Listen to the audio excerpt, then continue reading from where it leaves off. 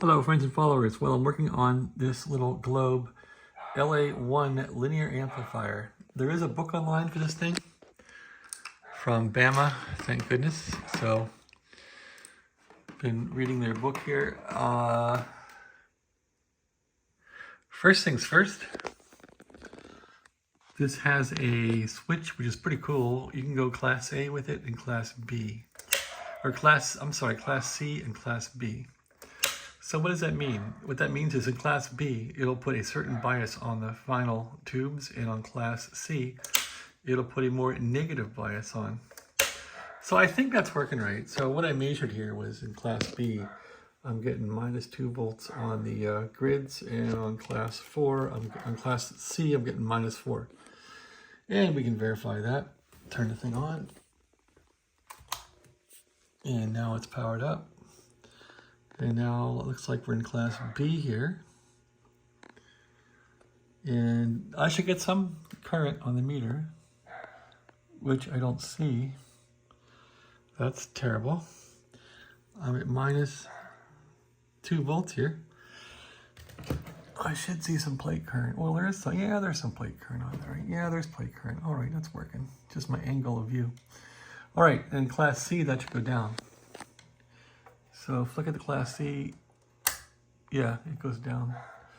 And the bias should go up. There, now it's up to 4 volts. So that's probably working right. I did replace these 2 capacitors.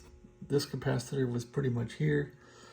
This one here was pretty much here. I put in 220 UFs at 25 volts. These were small capacitors. Maybe to save money back then, I don't know. But I just put some big honkers in there. And if we now switch this thing to ripple AC volts here, there's still a little bit of ripple on Class C, which is disturbing. And on Class B, if I go to Class B, there's not really any ripple. So that ripple, because it's going to the grid, might come through. Probably will, actually.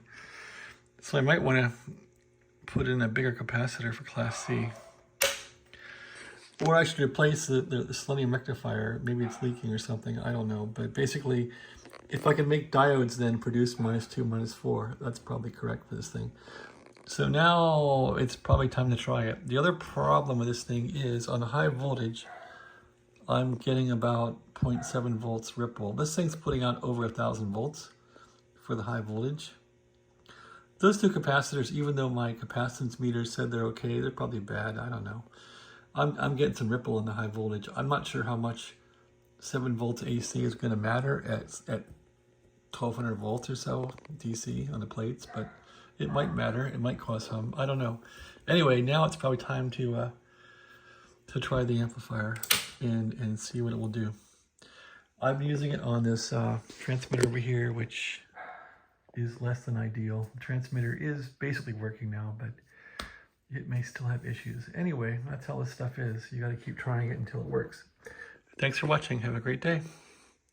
Oh yeah, the top of this thing's pretty cool too. The top of this thing is pretty cool. Always make sure this stuff is unplugged when you move it around. I shouldn't even be doing that. Make sure it's unplugged so you don't lose your life getting shocked in this stuff. 1200 volts will kill you easily. So unplug it. Don't touch all that and flop it over. Always use one hand, never 2, because you might get shocked. Something fell down. Okay, there's the top of this thing. The guy did a good job making this thing. It looks beautiful. It's like factory in here. This will probably be a candidate for the bathtub scrub. I scrubbed off the transmitter yesterday, took it to the bathtub and scrubbed it, and it got rid of some parasitics, which I couldn't believe. This thing had parasitics on 15 meters, and I scrubbed it in the bathtub, got the crap out of the final coils and everything, out of the Pi network. It doesn't have any more problems. I'm like, that's crazy. So dust is causing parasitics? I don't know. Or I got lucky. Yeah, this thing is nice and clean in here, really. I think it would clean up if you just scrubbed it a bit. Yeah, it's filthy, but I think this thing would clean up nice. Okay, that's it. Yeah, this is nice. It has these really fancy fancy audio tubes in it. Looks like the guy took care of this thing.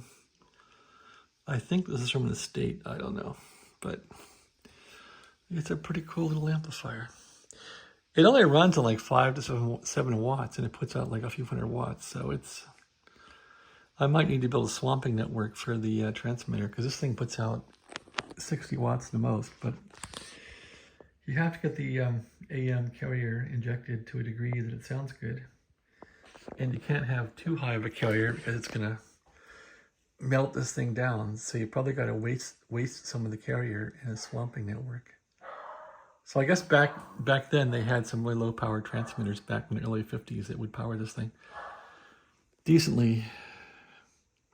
Yeah, they got a 6-meter coil in here, which is crazy. This supposedly does 6 meters too. All right, let's give it a try. Thanks for watching. Have a great day.